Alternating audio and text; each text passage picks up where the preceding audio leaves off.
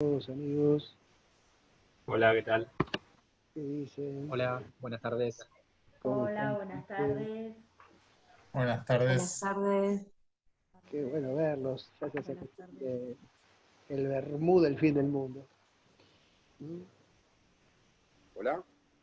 Buenas, buenas. ¿Qué tal, Jorge? Ahí está, Jorge. Ya está conectado, Jorge. Vale, ¿me Perfecto. escuchan?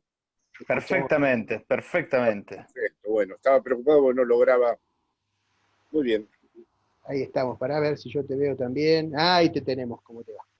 Ahí está. Ahí están entrando los compañeros. Muy bien. Bueno, vamos nomás entonces. A ver, Bienvenido, un momentito, Jorge. ¿Cómo estás? un momentito. Sí, dale, tranquilo. Sí, sí. Ya no sé, ya. Vale, ¿Estamos? Ahí estamos nomás. Bueno, perfecto. Bueno, amigos, bienvenidos a todos. Gracias por estar de nuevo. Le preguntaba recién a Santiago, ya van 6 encuentros, ¿no? Santiago, ¿eran 6? Exactamente. El sexto encuentro es este. Este encuentro. Jorge, contarte también que somos unos 50 habitualmente, a veces fluctúa entre 30 y algo y 50 y algo. Venimos, son compañeros y compañeras y compañeros de todo el país que están desde Tierra del Fuego al Trópico de Capricornio. Venimos reflexionando juntos en una secuencia que ya un poco te contamos por mail, que tiene como 4 grandes componentes. Uno es las periferias y el centro, Argentina como periferia anómala, otra un vector con el pensamiento del Papa, una que vendrá después que tiene que ver con una cosa más específica, que es la cooperación internacional, y esta en la que queríamos conversar y habíamos pensado justamente... ahora te escucho un poco mejor, ¿eh? La primera parte voy a pedirte un esfuerzo porque no tengo yo auriculares. Dale, ahí a lo mejor va más fuerte. ¿Ahí mejor? ¿Ahí mejor? Sí, Entonces decía, esta es una de 4, 2 ya pasaron, una sobre Argentina como periferia, periferia anómala, la relación periferia-centro, otra sobre el pensamiento de Francisco como reflejo de otros pensamientos nuestros y interrogación de eso. Vendrá después una sobre cooperación internacional, es un tema más específico, pero que también tiene que ver con la relación norte-sur y cómo intervenir. Y en esta queríamos trabajar el tema de la transformación social. Entonces enseguida pensamos en invitarte a vos, te agradecemos muchísimo que hayas aceptado. El año Lo pasado agradezco mucho yo. estuvimos con Santiago visitándote ahí en Madrid, En Madrid, unos sí, días me acuerdo. después de ver al Papa, así que acá estamos de nuevo. Entonces, contarte que los compañeros y compañeras que están acá presentes son de distintos lugares del país, desde Tierra del Fuego hasta el Trópico de Capricornio, desde Posadas hasta Mendoza. Somos en general unos 50 que venimos laburando juntos. La idea es así, Un saludo sustraernos, para todos. gracias, y sustraernos un tiempo para conversar con vos. Algunos compañeros te conocen a través de tus intervenciones públicas, periodísticas y en el debate político, social y cultural, y en el campo específico del psicoanálisis, tal cual vos lo has reformulado para dialogar con la política. Otros te conocen por tus redes, otros conocen tus libros y tus intervenciones más específicas. Yo le decía recién a Santiago que recuerdo muy bien una serie de seminarios que leí, que no participé, en las Islas Canarias, ¿verdad? Que están ahí medio en el límite de dos mundos, ¿no? Uno Sí. que llamaba La vida que viene, etcétera. Creo que así fue como que yo personalmente conocí tu obra. Entonces la idea es conversar con vos un poco teniendo en cuenta que no todos conocen tus hipótesis de fondo, sino más bien tus intervenciones más públicas, capaz que ir y venir en eso de cuáles son las hipótesis de transformación social, como las inflexiones que vos has invitado a incorporar, a reflexionar, a mirar en torno a qué pasa con la subjetividad y el sujeto, la transformación de aquella gran metáfora del cambio social que era la revolución, y después ir recorriendo algunas cosas que preparamos con Santiago. La idea es ir haciéndote una serie de preguntas primero nosotros y después abrir a los compañeros primero por chat y después Perfecto. Buenísimo, hablar. Néstor. Lo que Entonces, te voy a dale, agradecer es que sí, todo el tiempo tengas el micrófono cerca para resolver dale, sí, tema. claro que sí. Entonces preguntarte, después de aquella gran metáfora, figura y horizonte de la transformación social que en su momento era la revolución, que tenía como contrapartida quizás en distintos momentos la democracia, ¿dónde estamos hoy respecto a eso? Bueno, ahora estamos en un lugar muchísimo más incierto. La revolución estaba teorizada, vamos a decir, en principio por el marxismo, si nos referimos a la revolución moderna después de la Revolución Francesa, y tenía sus propias leyes, tenía un sentido finalístico de la historia, tenía una clase que era la portadora de esa posibilidad de construir un sujeto histórico, que era la clase trabajadora, ese momento que Marx describía de la clase en sí a la clase para sí, cuando la clase ya tomaba conciencia de su lugar en el aparato productivo y cómo estaba destinada históricamente a transformarlo.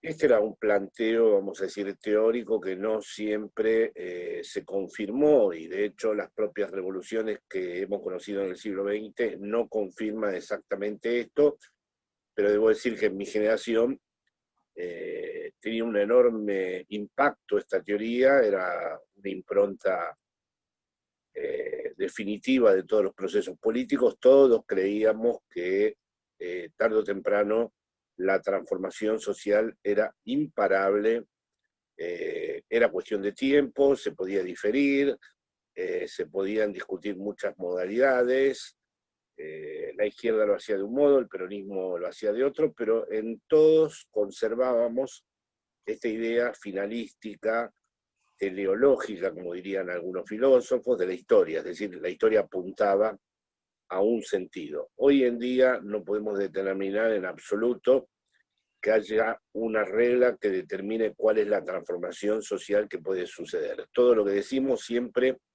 está absolutamente marcado por lo coyuntural.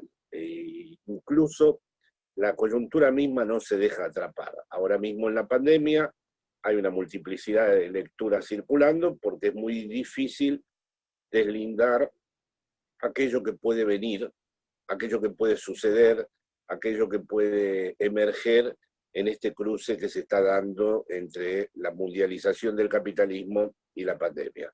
Por lo tanto, por ejemplo, yo uso la palabra emancipación porque la considero indeterminada, más incierta, menos definida teóricamente, y es un lugar en donde se ensayan, digamos, hipótesis acerca de cómo se podría dar, cómo podría tener lugar un proceso emancipatorio.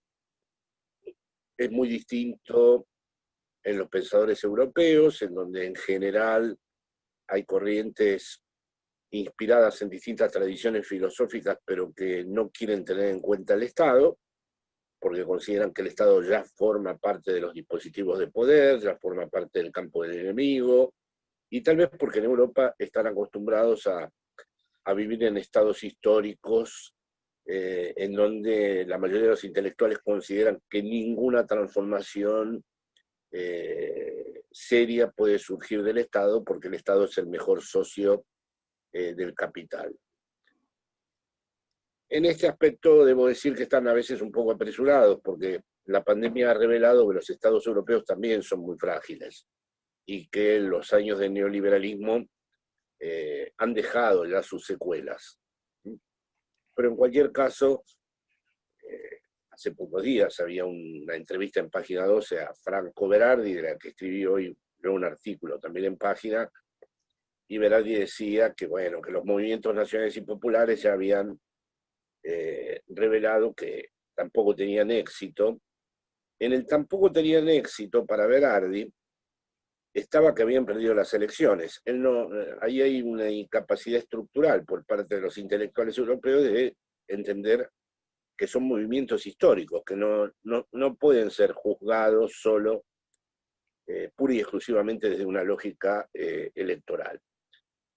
Los movimientos nacionales y populares, en ese aspecto, vamos a decir, nunca se dejaron seducir demasiado por esta cuestión de reglas históricas ya previamente determinadas, como tenía el marxismo, y han estado siempre más abiertos a tensiones internas y a discusiones internas, ¿no? Como las que puede haber, por ejemplo, en este momento, incluso en Argentina, en donde incluso en nuestro propio campo se manifiestan. ¿Me están escuchando bien? Perfecto, Jorge. Se manifiestan una serie de tensiones. Hoy por hoy es muy difícil determinar cómo puede ser una transformación porque se han producido, ya estamos en el siglo XXI, en este año fatídico del 2020, año horrible, y se han producido una serie de sedimentaciones históricas en donde verdaderamente los proyectos transformadores son más difíciles de concebir. Me refiero a que el neoliberalismo ha logrado destruir de tal manera los legados históricos, las herencias simbólicas, los lazos sociales, que hoy en día hay una enorme cantidad de sujetos que viven tal como el neoliberalismo lo indica, en un presente absoluto, sin tener ninguna lectura ni del pasado histórico, ni de ningún proyecto que comprometa el futuro con una causa. Así que en ese aspecto, tal vez un patrimonio que tiene la Argentina, como periferia anómala, yo siempre digo que es un país excéntrico y no periférico, me gusta también lo de periferia anómala, es que ha logrado de algún modo preservar algunas de las líneas de fuerza de su proyecto histórico transformador que emergió en el peronismo y que fue, digamos, a lo largo del tiempo atravesando como distintas marcas, ha sido reformulado, reinterpretado, reconfigurado, e incluso ha sabido, digamos, procesar en su propia estructura otras tradiciones políticas, que ha traducido y ha incorporado. Pero en cualquier caso, incluso qué es lo que va a ocurrir después de la pandemia es muy difícil de prever. Es decir, no tenemos datos muy alentadores acerca de que la historia de la humanidad sepa aprender de la historia, es decir, ese mito ilustrado a través del cual los pueblos recuerdan para no repetir los errores, no queda ya tan claro, porque realmente incluso el comportamiento que está habiendo actualmente no es precisamente muy alentador. Por ejemplo, para dar un ejemplo de lo inmediato, podría haber habido una vacuna mundial y hay un campeonato mundial de vacunas. Claro. Podría haber habido algo semejante a la Segunda Guerra Mundial, como el Plan Marshall o un fondo común internacional, y no hay nada de eso, digamos. Es decir, incluso durante un colapso, durante un desastre general, el capitalismo puede seguir funcionando, porque el capitalismo, su cualidad mayor es la capacidad de autorreproducirse ilimitadamente, incluso en condiciones extremas y desastrosas. Es decir, los que imaginaban que iba a haber una especie de colapso del capitalismo por las contradicciones o por las tensiones que se iban a acumular, están también, para usar un poco la expresión de Néstor de antes, en metáforas un poco anacrónicas, ¿no? La idea de que es una estructura que llega un momento en que las contradicciones ya la hacen derrumbarse. No, es que el capitalismo puede vivir con el derrumbe, puede vivir con el desastre, puede vivir con Mad Max o Blade Runner o la distopía que se nos ocurra, que eso no quiere decir que su lógica, su modo de acumulación de capital, su modo de establecer relaciones entre el capital y el trabajo desaparezcan. Entonces, eso vuelve, como decíamos antes, con respecto a la primera pregunta, que no podría a priori establecerse objetivamente un principio de transformación, que lo vamos aprendiendo a medida que lo vamos practicando y que lo vamos desenvolviendo en las coyunturas, y tampoco avanzamos linealmente, más bien retrocedemos avanzando, es decir, es estando atravesado por muchas paradojas que se puede hacer esto. Los que esperan que va a haber un progreso lineal y que va a conducir definitivamente a un estadio en donde históricamente ya se va a realizar todo plenamente, están,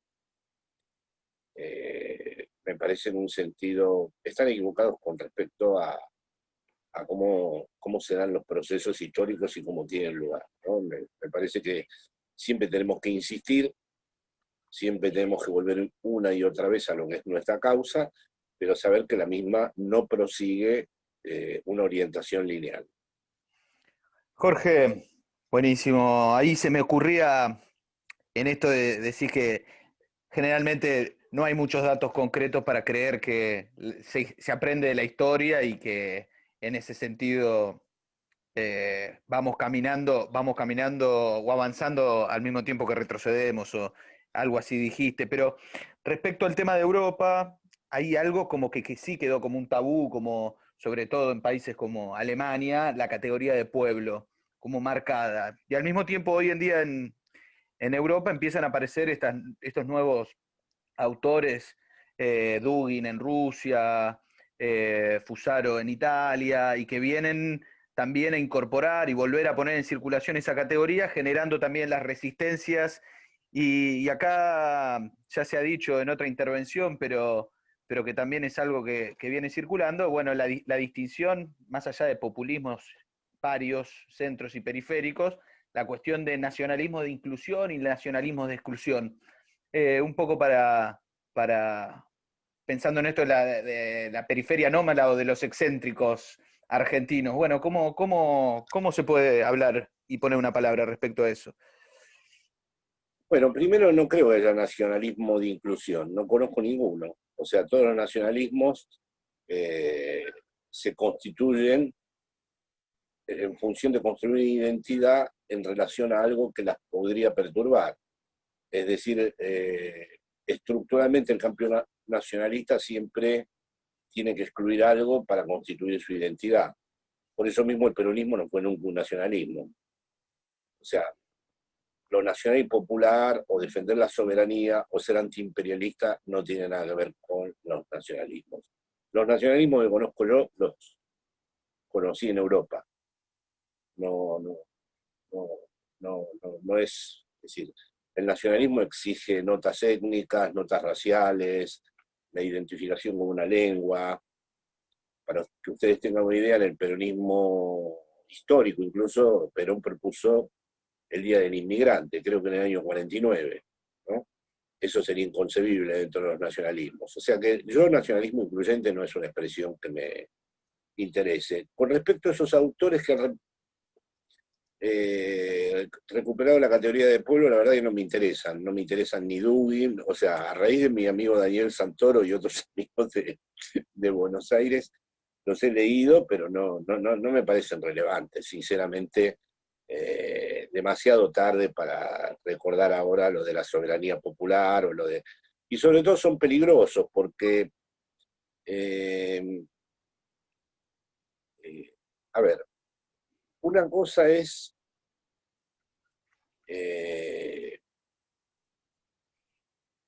una cosa en común que tienen algunos de estos autores, tanto Dugin como los tipo Sí, Fusaro o el francés, que ahora tampoco me sale el sí, nombre. el francés Alain de Benoit y Exacto. el italiano Fusaro, bueno, ellos rechazan el movimiento gay, el LGTBI, todo eso porque dicen que son distracciones liberales y globalizadas y, bueno, evidentemente puedo entender que ellos piensen que la cuestión principal, como diría Mao, pasa por la construcción de soberanía. Hasta ahí podría estar todo bien. Pero otra cosa es cuando ya quieren construir un espacio normativo con eso. Eso es Putin. Eso ya implica perseguir gente, implica prohibir gente. Yo tuve la oportunidad y el honor de ser traducido en Rusia y he hablado bastante con las jóvenes y los jóvenes del lugar y es muy diferente que yo diga, bueno, lo importante es construir el pueblo, construir soberanía, y otra cosa es ya cuando implícitamente ya me deslizo hacia un rechazo que considero que puede ser bastante peligroso. Es decir, si lo que se quiere es construir un espacio normativo con eso, están en las antípodas de lo que fue, por ejemplo, la experiencia del kirchnerismo, en donde precisamente jamás hubo una contradicción entre el proyecto de soberanía y aceptar las diferencias.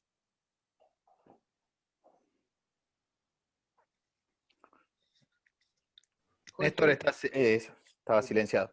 Es que yo veo, te escucho hablar y veo ahí tu disciplina de establecer distinciones precisas, del mismo modo que decís, no hay nacionalismo de inclusión, tenés también otra que es que no hay populismos de derecha, que el populismo siempre es de izquierda, ¿verdad? Entonces me gustaría preguntarte sobre dos o tres de esas distinciones. Una es esa, otra, vos has hecho un aporte muy grande recogiendo ahí la gran tradición del psicoanálisis, especialmente a Lacan, y también, por otro lado, a Néstor, Hart. ponete el micrófono, por favor.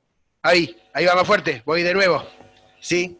No, decía que vos sos muy preciso y das una batalla muy fuerte en cuanto a las distinciones y las palabras. Por ejemplo, escuchándote recordaba esto de el populismo de derecha para tu universo categorial no es una categoría que entre.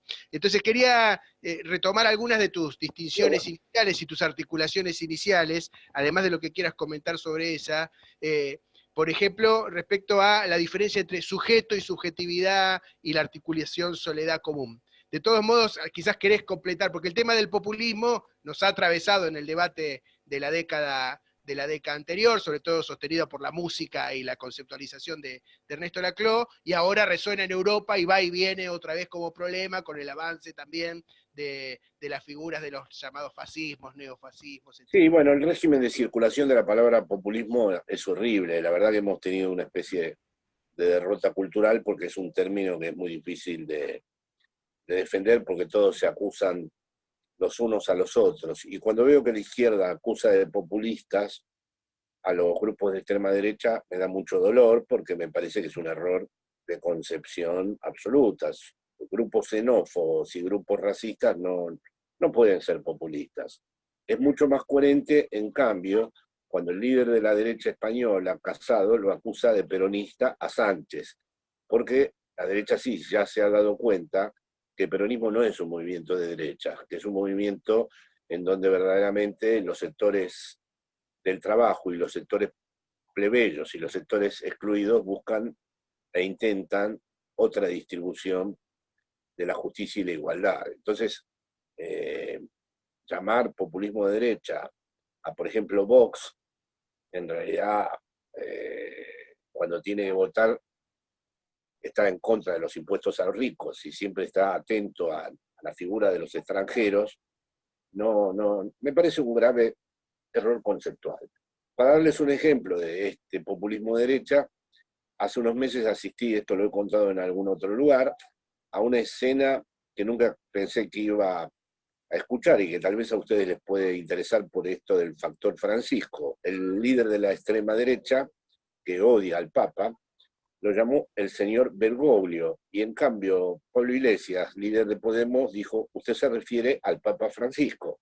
O sea, nunca me imaginé que iba a haber una situación histórica en donde verdaderamente se invirtieran los términos de este modo, ¿no? La ultraderecha, que clásicamente fue clerical en España, ahora desprecia al Papa y lo llama para destituir su función simbólica el señor Bergoglio. Y un representante claro de la izquierda dice, usted se refiere al Papa Francisco, para a la vez restituirle el orden simbólico al que pertenece. Esto muestra que no hay populismo de derecha, que es decir, esos nacionalismos, o como escribió alguien recién en el WhatsApp, esas demagogias o esas retóricas, es decir, no hay que confundir la teoría de Laclau sobre la cadena equivalencial, las demandas, con las retóricas que utiliza la derecha. Por ejemplo, el otro día, en la manifestación que hubo el lunes en Argentina, con los anticuarentena, no se puede decir que eso fuera una manifestación popular. Ahí no había ninguna demanda insatisfecha. Ahí, en todo caso, hay una novedad política, que es la intervención del delirio. Ahí entramos en el tema de la subjetividad, la intervención de construcciones delirantes en el orden de la interpretación de los lazos sociales y de las relaciones políticas. Es decir, la idea de que hay alguien, es una matriz que finalmente capitaliza la ultraderecha. Hay alguien que me está arrebatando algo que es mío, hay un poder que me está queriendo imponer algo en donde me están quitando la vida, Además tienen una matriz semejante, porque coincidí con una marcha de esas un día que iba a la librería en Madrid y escuché los mismos argumentos, ¿no? Algunos con los judíos, otros con los comunistas, otros con Soros, otros con la vacuna que nos va a matar a todos, otros que nos están imponiendo un chip, otro que, bueno, esta matriz simbólica, si la vaciamos un poco de significación, observamos que se trata siempre de configurar una estructura donde resulta que hay alguien que nos roba, que nos quita algo muy propio, que nos quita incluso la propia vida y no tiene nada que ver con la construcción de soberanía, ni con una posición antiimperialista, ni con enfrentarse a los poderes. Es decir, lo que va a salir de ahí es muy malo, muy malo, muy malo. Y no tiene tampoco nada que ver con lo que categorizó Ernesto como cadena equivalencial. Ahí no hay ninguna demanda insatisfecha. Ahí es el delirio. Hay más bien un fenómeno tipo psicología de las masas de Freud, en relación a identificaciones delirantes, ¿no? Pero que después, políticamente,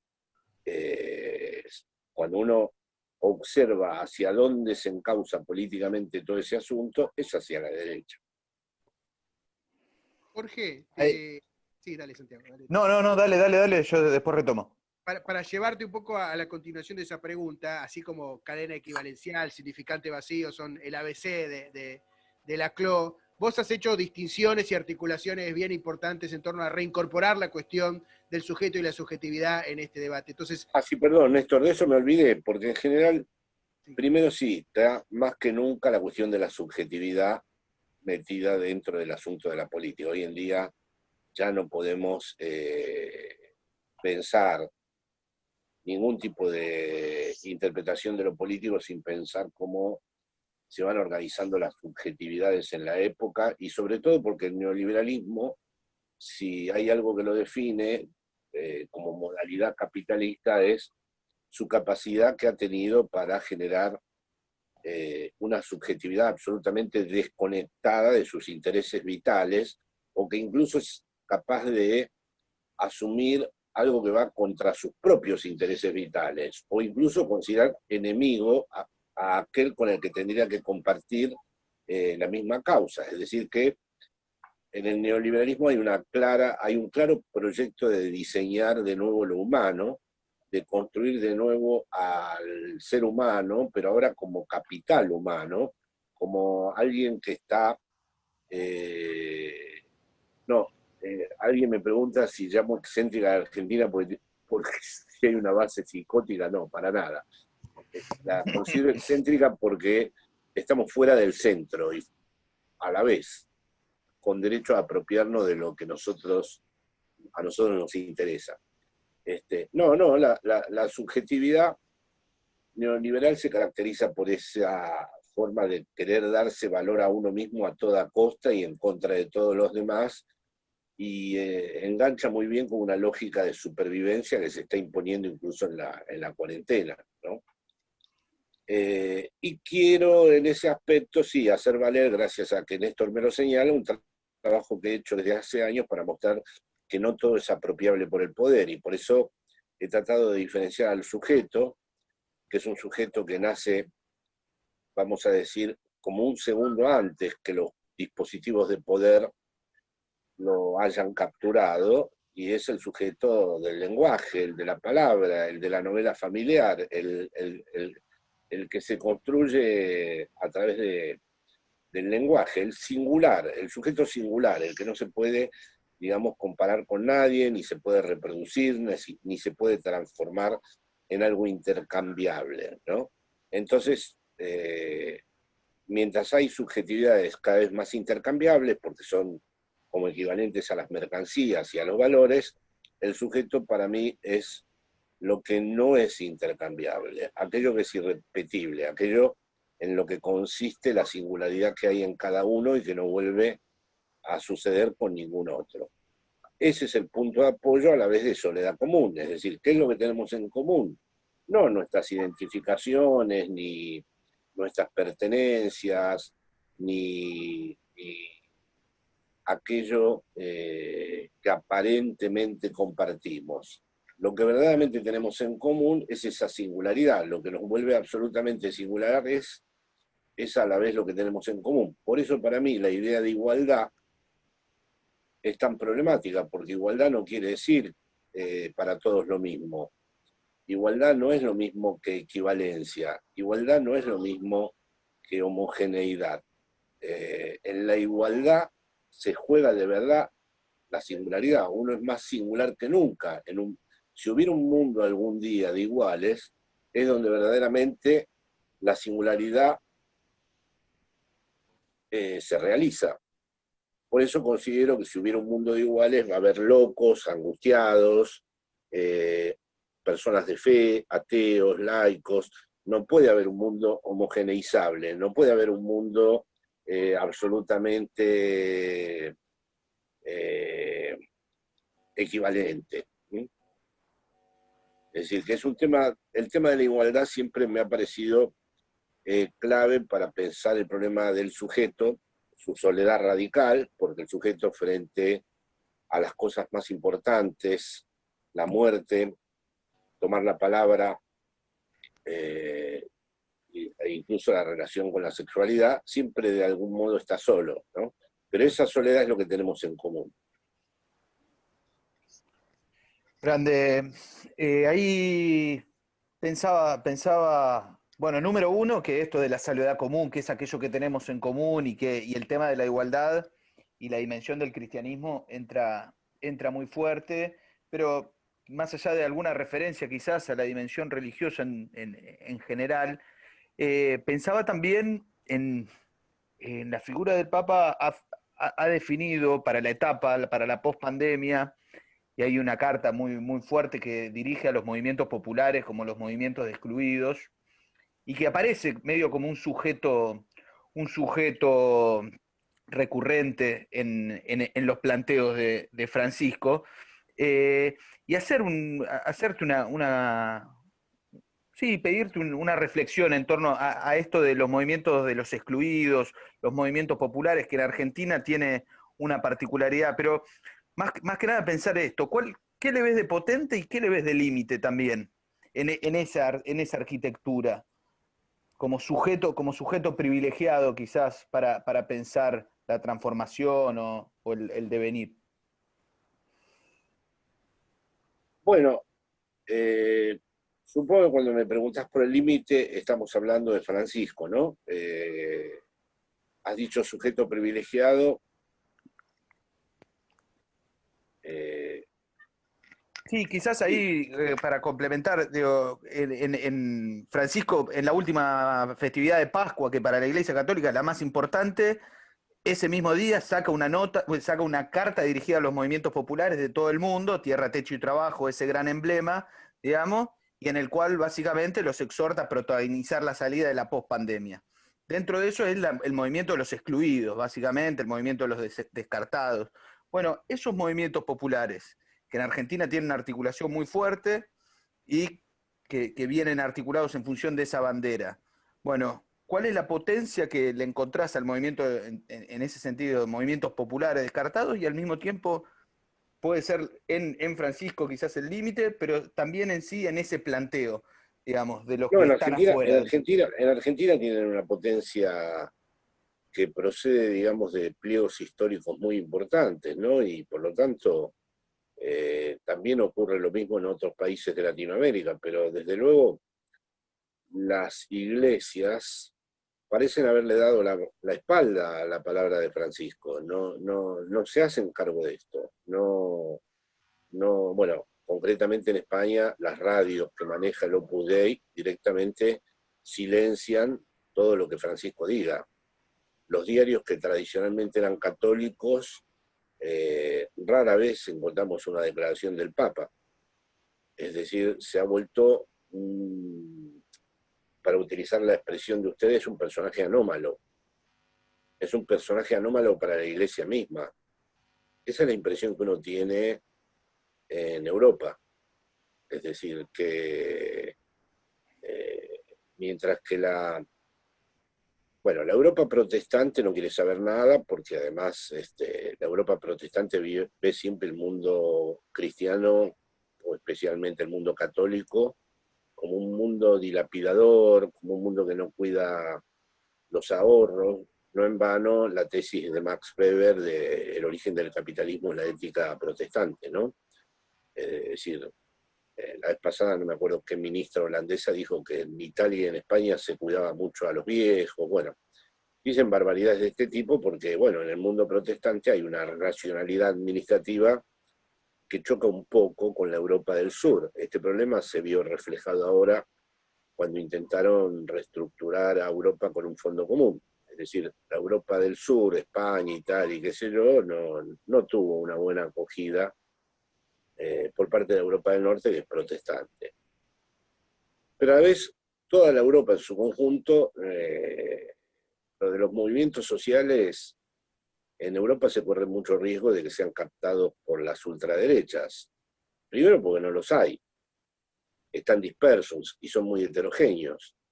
Lo que hay son ONGs, lo que hay son, digamos, movimientos solidarios, pero están despolitizados.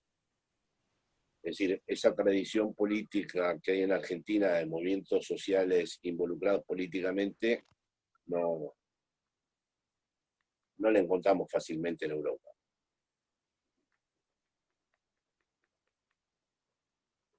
Y los católicos practicantes, claro, el nivel no sé cómo expresar esto, pero los católicos practicantes no le hacen siguen siendo de derechas, siguen queriendo que gobiernen las élites oligárquicas y no están haciéndose mucho eco de la palabra del Papa. Por eso les conté antes la anécdota de que el líder de la izquierda, en cambio, Sí, sí, es elocuente eso. Sí, sí, es elocuente. Néstor, a ver si se te escucha ahora.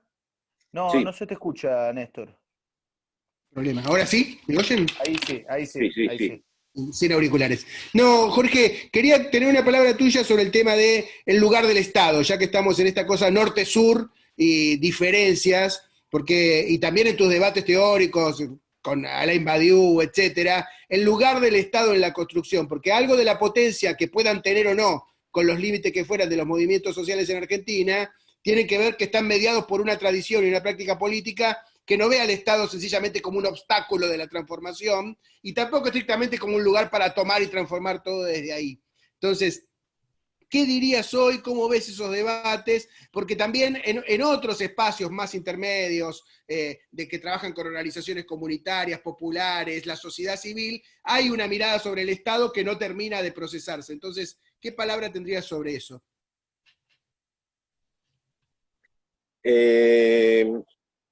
Claro, es que lo que pasa es que precisamente como lo has articulado ahora en tu intervención, la interpretación que hay en Europa del Estado es un poco unívoca, porque ya consideran al Estado como unificado.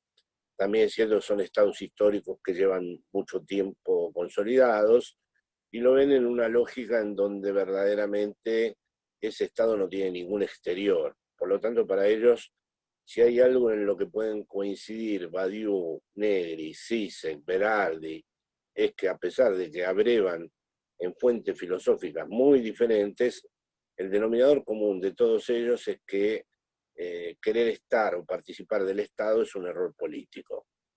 Mientras que nosotros no vemos al Estado como esa totalidad cerrada y clausurada. Para nosotros el Estado siempre tiene un exterior, y ese exterior son los movimientos sociales, y siempre nos interesa disputar el Estado, porque el Estado es un instrumento a través del cual esos movimientos sociales pueden ingresar a esta lógica que decíamos antes, donde por un lado a veces se retrocede, pero por otro lado en otras ocasiones se avanza. Así que el Estado para nosotros es un lugar de disputa permanente.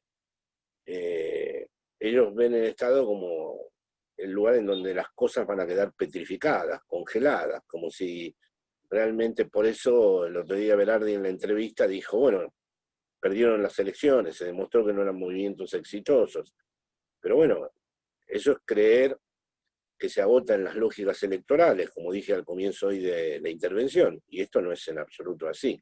Es decir, ahí me parece que tenemos verdaderamente, si tuviéramos que situar la diferencia con los pensadores europeos, más que en la descripción del capitalismo, en donde dicen cosas que a mí me parece que pueden ser a tener en cuenta, yo creo que la diferencia clave es la concepción del Estado. Nosotros pertenecemos a una tradición donde Estado, pueblo y nación deben ser anulados, ¿no? Y solo los movimientos nacionales y populares pueden generar ese anudamiento. Hay algo que nosotros, cuando... Te muteaste, San. Sí, porque me entró una llamada, no sé cómo. Pero...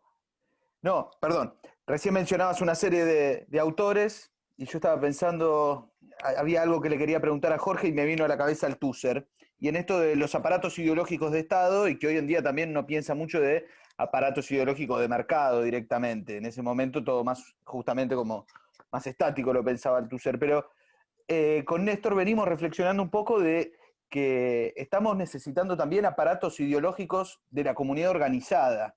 Y en ese sentido preguntarte un poco cuáles son esos elementos de la comunidad o esos elementos emancipadores o actores emancipadores que tienen nuestras sociedades. Podemos pensar en Argentina o podemos pensar a nivel global. ¿Cómo ves eso? Bueno, evidentemente Althusser hizo un trabajo magnífico porque introdujo el problema de la subjetividad dentro del campo de la estructura ideológica, introdujo el problema de Lacan del estadio del espejo y el narcisismo, pero para él los dos aparatos ideológicos privilegiados eran la familia y la educación.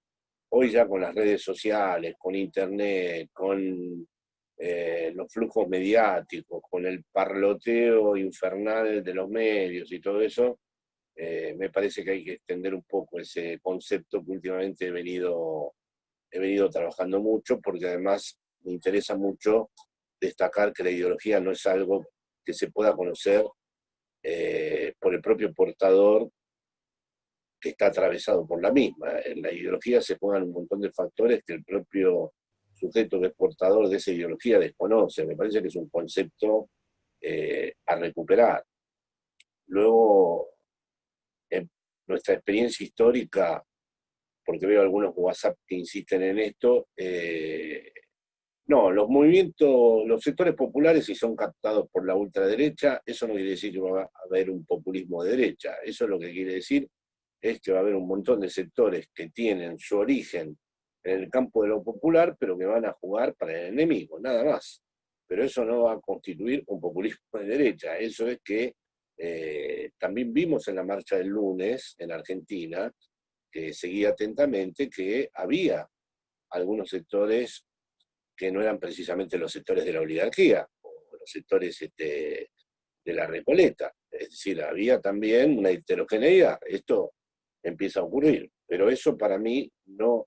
Populismo, para mí, solo es legítimo hablar cuando la frontera antagónica del populismo son los poderes, no cuando son los otros. Cuando es el imperialismo, la oligarquía, las élites financieras, cuando está bien definida esa frontera antagónica.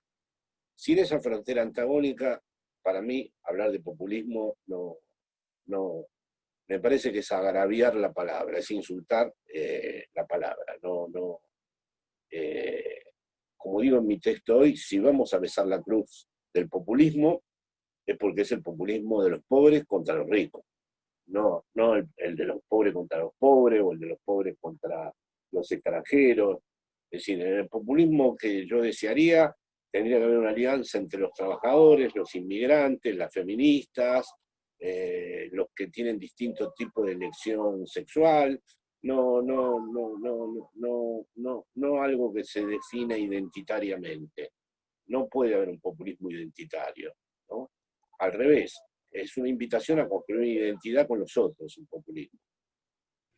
Jorge, ¿cómo le suena a un hombre como vos, que viene de una tradición que, aparte, una persona que articula en torno a la cuestión de la emancipación, su pensamiento. Cuando vos escuchás comunidad organizada, que tiene cierta resonancia, medias organicistas, digamos, no es de la tradición peronista quizás el vector más que tiene más colorido emancipador, sino que tiene una cosa media así como de cierta corporatividad. ¿Cómo te suena a vos comunidad organizada hoy en este contexto?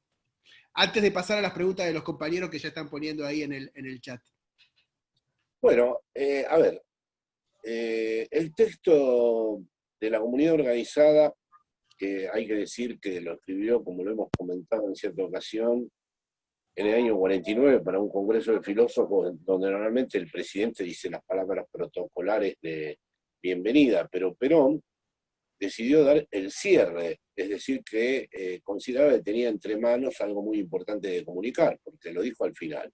Lo primero que quiero destacar de ese texto es que no cita a ningún autor argentino, o sea que tenemos un pequeño problema con lo nacional y popular, porque Perón, como ha pasado con muchas otras intervenciones del TCI, todas sus referencias son europeas.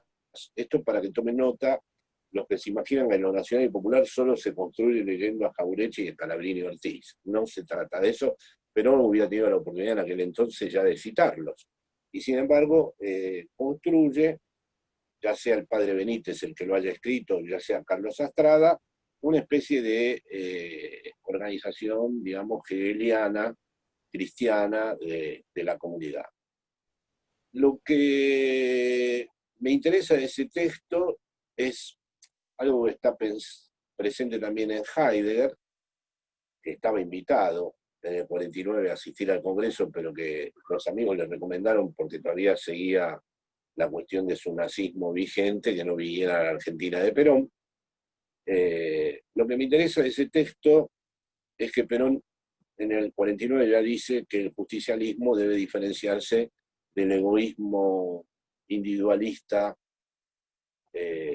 propio del liberalismo norteamericano y de la homogeneidad insectificante, creo que usa él la palabra, para designar a los colectivismos socialistas de los socialismos reales, ¿no? Es decir, que él fija la tercera posición no tanto en términos geopolíticos solamente, sino como una tercera posición filosófica que es ni el individualismo del capitalismo ni la homogeneización del socialismo real. Eso me parece que sigue absolutamente vigente. Otro problema que hay en la comunidad organizada es que yo creo que no puede haber un proyecto emancipatorio, esto es más polémico, si no se reinventa un nuevo tipo de relación con las Fuerzas Armadas y con las religiones. Es decir, ignorar esos campos y regalárselos a las derechas es definitivamente vuelve imposible el proyecto emancipatorio. Por supuesto que las Fuerzas Armadas tienen que ser las Fuerzas Armadas que hayan pasado por la criba y el examen de los derechos humanos. Y cuando digo las religiones, pienso en las experiencias religiosas y no en generar un espacio normativo con las mismas. Es decir, no introducirlas en la lógica de un Estado confesional o en una lógica en donde estén determinadas cuestiones prohibidas o cosas por el estilo. No. Me parece que los proyectos emancipatorios tienen que no pensar a las religiones como mero espejismo o como una ilusión extraviada, sino abrirse a esas experiencias, abrirse a esas dimensiones de la experiencia religiosa, y también tienen que pensar en el modo en que en la soberanía y en el orden de una nación intervienen las Fuerzas Armadas. Es decir, eso no me parece que deba dejarse de lado, y es lo que actualmente yo te podría decir que todavía me sigue siendo inspirador de la comunidad organizada. Ahí, bueno, y antes de, ya estamos acercándonos a una hora de conversación y queremos Parece tener mentira. después, sí, le metimos rápido, pero ahí después para que ya algunos compañeros que quieran tomar la palabra para hacer alguna pregunta breve, pero en esto hay un factor muy importante en el tiempo y que sobre todo en la agenda pública europea está instalado hace tiempo, pero que en América Latina viene cobrando cada vez más importancia. Bueno, veo compañeros de Entre Ríos, de Santa Fe, de Rosario, los incendios, y aparece la cuestión ambiental también como un elemento importante a la hora de pensar también la transformación. Muchas veces se habla de la transformación socioambiental, la transformación en ese plano con un peso importante. Y al mismo tiempo es una contradicción que en América Latina es importante o compleja porque el tema de los recursos naturales y la captación de divisas para poder pagar las deudas que quedan muchas veces termina siendo la variable de explotación o de contradicción. ¿Cómo pensás que se puede articular un poco la cuestión ambiental también con esto de la comunidad organizada y de los movimientos populares? Bueno, eso me preocupa mucho porque el capitalismo se caracteriza porque ninguna advertencia funcione. Es decir, se sabía desde hace mucho tiempo atrás que iba a haber una pandemia, pero si hay algo que caracteriza al capitalismo es que nada lo desvía de su perpetuo movimiento de autorreproducción. Ahora ya sabemos que va a haber una catástrofe ecológica y me parece que las medidas que habría que tomar, si se toman algún día vamos a llegar tarde, porque realmente uno de los problemas que hay dentro de este tiempo histórico es que lo que se advierte y se señala que va a ocurrir no sirve para después transformar las cosas. Tendría que haber una especie de cambio de época y una transformación, vamos a decir, espiritual, de un gran calado para que realmente pudiéramos salvarnos de la catástrofe. Porque hasta ahora, vamos a ver, la pandemia esta ya en el 2015 había un montón de informes que la anunciaban y que va a producirse en el planeta un desequilibrio ecológico muy grande hace mucho tiempo. Ya el propio Heidegger, basta leer los textos de los años 30 sobre aquello en lo que desembocó su filosofía, en particular lo que era el mundo de la técnica, para entender que, según la tesis de Heidegger, la filosofía había desembocado en la técnica y la técnica nos había vuelto a los seres humanos y a la naturaleza en un fondo disponible de la técnica. Éramos nada más que el fondo disponible para que la técnica siguiera reproduciéndose. Entonces, claro, hay momentos donde uno lee a Heidegger y no se sabe si está hablando Marx o Heidegger, sobre todo en el último Heidegger, ¿no? Y Heidegger mismo habla de la técnica como si hablara del capital. Bueno, ese es todo otro problema, digamos, teórico. Pero evidentemente América Latina es un lugar muy rico en su naturaleza y por eso hablaba antes de las Fuerzas Armadas. Es decir, tarde o temprano un grave problema que va a tener Latinoamérica es cómo va a ser un ejercicio real de su soberanía, cómo va a proteger,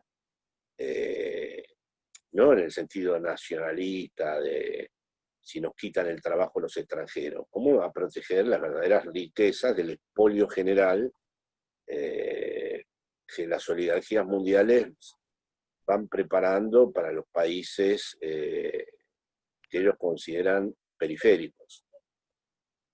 Jorge, aprovecho tu mención de recién América Latina para levantar una pregunta acá de uno de los compañeros de Pedro Munareta. Pedro Munareto, levanto tu pregunta, que dice, ¿qué lugar hay para la solidaridad internacional entre movimientos sociales en este momento pandémico? Pero le quiero agregar una cosa más.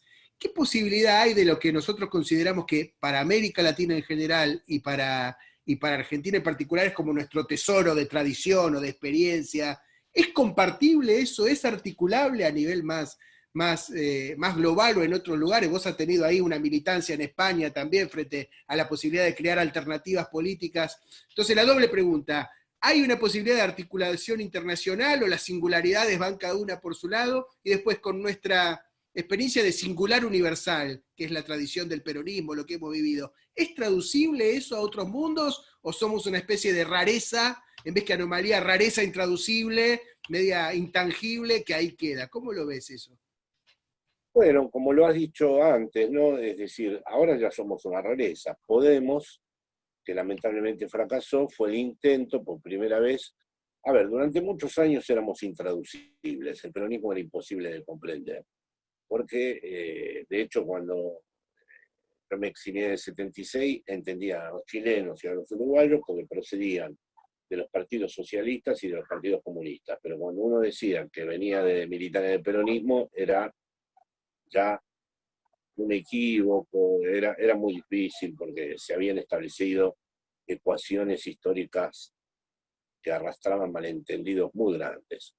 Podemos giró su cabeza hacia Latinoamérica y empezó a entender el fenómeno, lo empezó a mirar con atención, pero lamentablemente podemos entrar en un proceso de autodestrucción. Por eso siempre le comento a mis compañeros que cuidado con el Twitter y cuidado con el Facebook y cuidado con el gusto por la autocrítica, porque en Podemos yo asistí a una experiencia donde todo el mundo empezó con las críticas internas y todo el mundo celebraba eso como una gran riqueza de la experiencia política de Podemos, y al final terminaron todos ofendidos, no se saludan, están todos peleados, hubo purgas de todo tipo y ya no se dirigen más la palabra. Entonces hay que ser un poco cuidadoso porque sé que en los sectores progresistas y en los sectores de izquierda y en los sectores del campo nacional y popular está muy bien vista la crítica y los llamados a la autocrítica, pero yo recomendaría que se revisen mucho a través de qué canales se hacen estas cosas, porque a veces al final retornan de una manera inesperadamente cruel y lo único que logran no es afectar al enemigo ni mejorar las acciones de lo que queremos defender, sino autodestruirnos simplemente por habernos dado el gusto, la satisfacción de mostrarnos muy críticos. Yo creo que la política es muy importante medirla por sus consecuencias, no por sus declaraciones. Así que hoy por hoy, después de ese delirio universal que hubo con Venezuela, que primero me sorprendió muchísimo ver que en España era citada permanentemente cuando los ciudadanos ni sabían cómo señalarla en el mapa.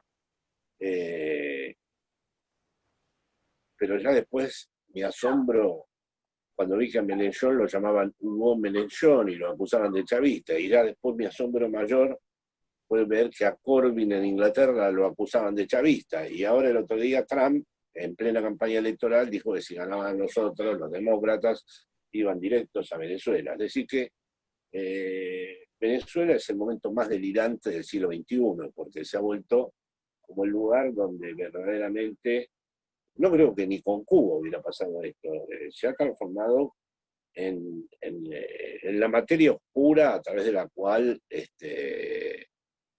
todas las derechas mundiales se ponen ahí. Entonces, como el problema es que esa es la medida común, todo el tiempo estamos a punto de ser Venezuela, ¿no? Es decir, hay muchísimos que ya quieren apuntar al proceso actual de Argentina como también un proceso a lo Venezuela, es decir, más ahora con el congelamiento de las tarifas, o que Macri se ha autoexiliado por la libertad, etcétera, etcétera. Ese es otro elemento a destacar, que las derechas han tomado la palabra libertad para ellas, ¿no? Pero es una libertad negativa, y quiere decir, yo hago lo que me da la gana y me importa un rábano todo lo que pase con la vida de los otros, ¿no? En ese aspecto pienso que, por cierto, Jauretche, que fue nombrado antes, tuve el honor de conocerlo por amigo de mi padre y tenía una gran cultura universal, debo decir.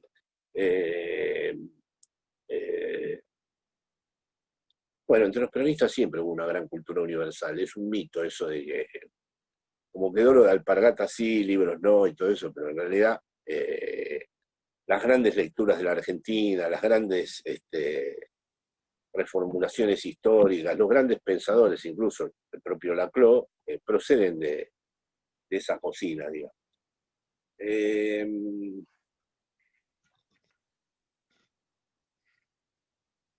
Sí, creo que somos una rareza, creo que por ahora, es decir, salvo que haya algo que la pandemia alberga y que nosotros desconocemos, ¿no? Es decir, que hubiera de golpe una especie de solidaridad que surgiera y que hubiera como una idea de comunidad que en este momento está absolutamente ausente, ¿no? Bueno, si surgiera eso, habría que ver si hubiera un campo para el justicialismo mundial.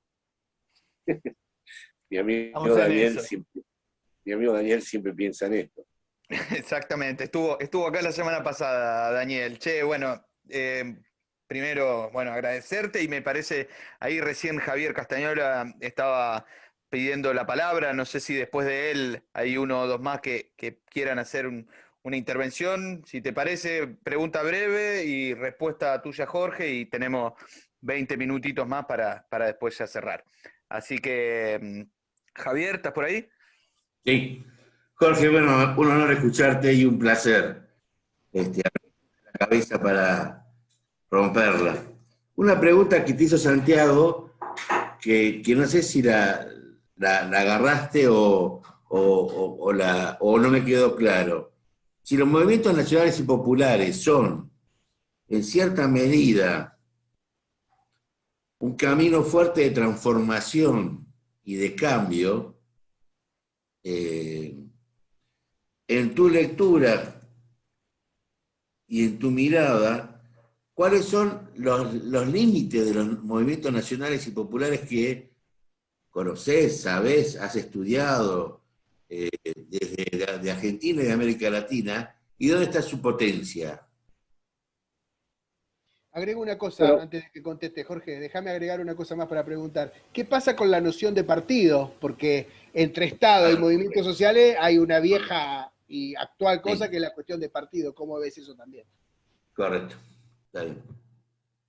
bueno, habría que ahí entrar en un largo debate, tendríamos que hacer un seminario y diferenciar sociedad de comunidad. El partido pertenece a la sociedad y los movimientos sociales a la comunidad. Pero en cualquier caso, yo creo que tengo que hacer una advertencia un poco compleja. Yo no daría nunca por constituido un movimiento nacional y popular. Siempre está por venir. Es decir, no es algo que está construido de una vez y para siempre. Me parece que esa lectura, que se hace muy a menudo, ya da como una referencia establecida al movimiento nacional y popular. Habrá que ver en cada coyuntura si existe, si sigue existiendo, si todavía tiene la vigencia efectiva, si todavía es capaz de provocar efectos.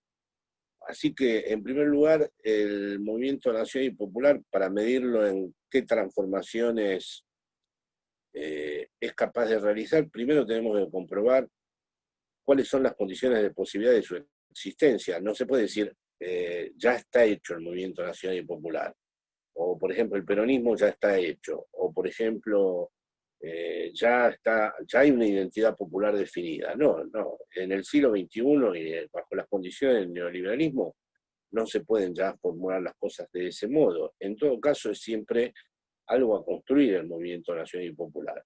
¿Cuál es su límite? Bueno, los impases que hasta ahora han mostrado los movimientos nacionales y populares tienen que ver con el lugar geopolítico en el que se desenvuelven. Es decir, no pueden salir de los límites de los modelos extractivistas, no pueden enfrentarse a los poderes mundiales para desarrollar un proyecto que tenga que ver con no solamente la economía financiera, sino con la industrialización del país, y tampoco pueden desatender el juego. Se ven obligados a hacer permanentes lecturas geopolíticas sobre cómo juegan los poderes mundiales entre sí. Ese diría yo que es el límite.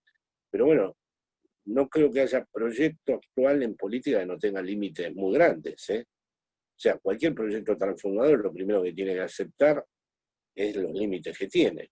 O sea, no hablemos de los partidos políticos. Los partidos políticos, sean de izquierda, bueno, el límite que tienen es que son partidos testimoniales que reúnen como mucho el 10% del electorado. Esa es la desgracia actual de Podemos, que pasó a ser un partido político que forma parte de una coalición de izquierdas y que a la larga juntará los mismos votos que el PC, es decir, oscilarán entre un 8 y un 10%, ¿no? los partidos políticos son todavía mucho más limitados, porque están desarticulados de los movimientos sociales. Pero insisto en esto, los movimientos nacionales y populares no se pueden dar por establecidos, y en cada caso probamos sus límites. Y con respecto al capitalismo, todos tenemos límites, porque el después del capitalismo no lo ha podido ya ni imaginar ni concebir nadie.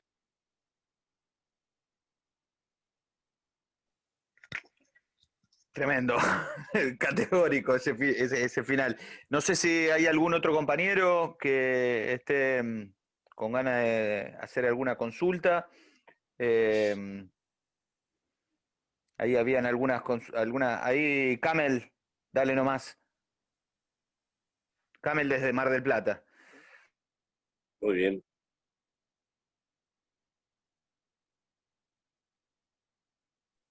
Espera que, ahí está, ya activaste.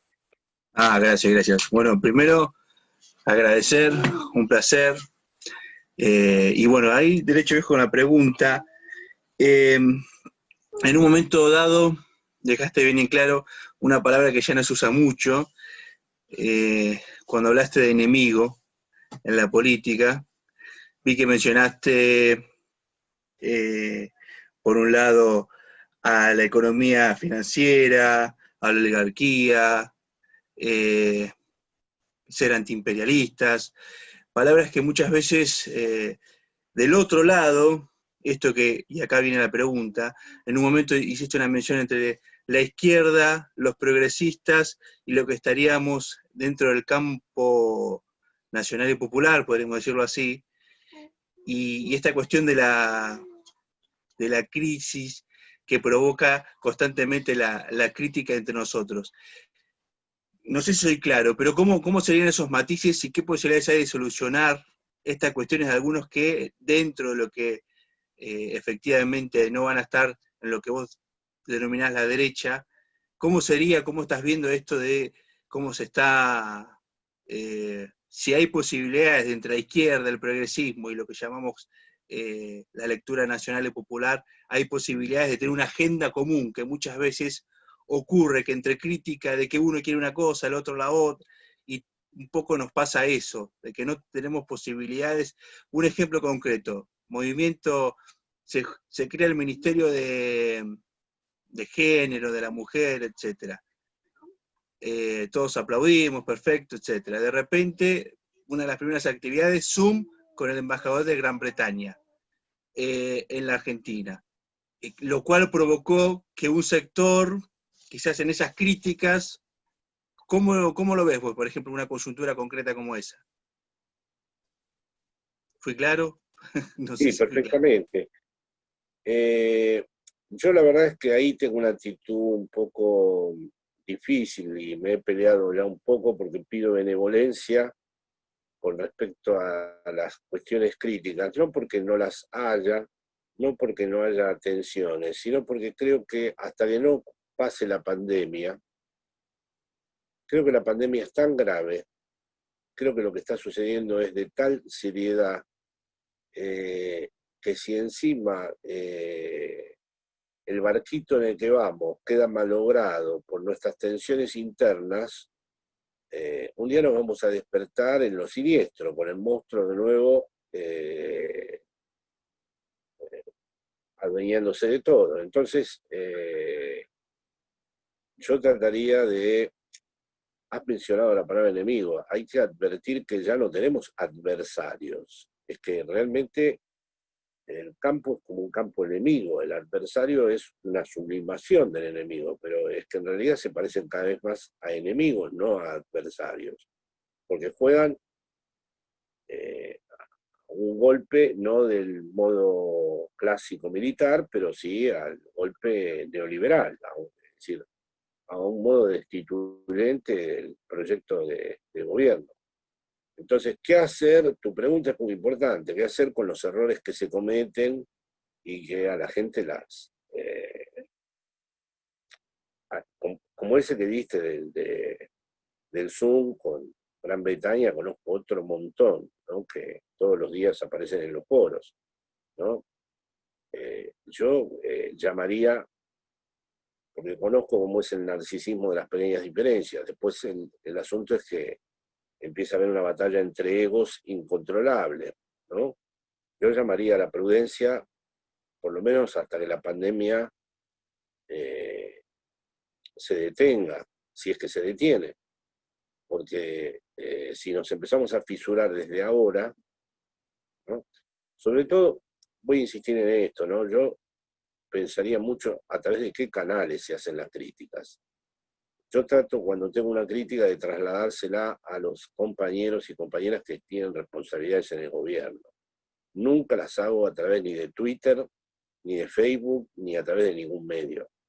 Cuando tengo una diferencia, a mí me parece importante, yo trato de, dentro de mis escasas posibilidades, de hablar con algún compañero o alguna compañera que tenga responsabilidades. Y decir, che, me parece que esto no es como no se podían hacer las cosas de otro modo, pero creo que es muy importante no solo pensar en lo que se dice, sino en qué lugar se lo dice.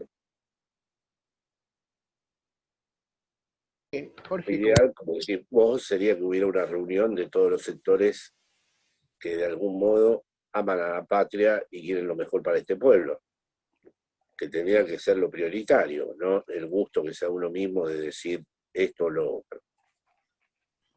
Jorge, para ir cerrando ya, es tarde en España además, mencionaste recién el barquito en el que estamos, me resonó con tu libro de poesía, con El río incurable, el barquito en el que estamos por el río incurable, o también uno podría decir, citando a un historiador, no muy afín quizás a nosotros, pero que también habla de eso, de nosotros en la tormenta del mundo, o también el Papa Francisco habla de la tempestad.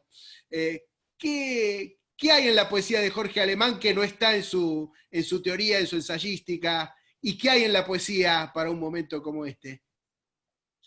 Bueno, aprovechando que estoy hablando aquí, además de creo que hay ciertos rasgos místicos y religiosos que no están nunca presentes ni en mí ni en mi ensayística. Es decir, que me han sorprendido a mí mismo porque los descubrí en mi poesía. Es decir, uno de mis primeros libros de poesía cuando todavía vivía en Buenos Aires y yo tenía 22 años, que lo he vuelto a publicar, es Lo que han hecho con tu cuerpo, y es un poema a Jesucristo. Una sorpresa cuando lo escribí notable. Esto quiere decir, cuando uno escribe poesía hay una cierta desposesión de uno mismo y surgen cosas que no se sabe. Yo no fui ni siquiera bautizado, pero se ve que hay cosas, ¿no? Y algunos de los poemas míos, pero han comentado muchos amigos, respiran un cierto misticismo, una cierta dimensión de lo sagrado, si se quiere. Muy bien. Bueno, gracias, Jorge. Vamos cerrando, compañeros, compañeras. Te Bueno, agradecemos muchísimo la Jorge, oportunidad de compartir. Nos quedamos con ganas. Te contamos que nosotros el jueves seguimos entre nosotros hablando de lo que vos bueno, propusiste y seguimos. es un honor para mí. Muchísimas gracias, que hayamos podido conversar un rato y que me hayan escuchado. Gracias. Un lujo, gracias Jorge. Saludos a Angie y estamos en contacto, che. Quedamos- Muchas gracias a todos. Nos vemos Aquí, el Angie. jueves. Santiago Vaca Perdón. Narvaja. Vaca Narvaja, nuestra amiga, claro. Mi Exacto, gran sí, amiga. exactamente. Muy bien. Dale. Gaby, activa los Un micrófonos, abrazo. nos saludamos y nos vamos. Gente, nos vemos nosotros el jueves a las 5:30. Muchas gracias, Jorge. Chao, Nos vemos el jueves. Un Chao, nos abrazo vemos. grande. Chao. Jorge, Muchas gusto. gracias.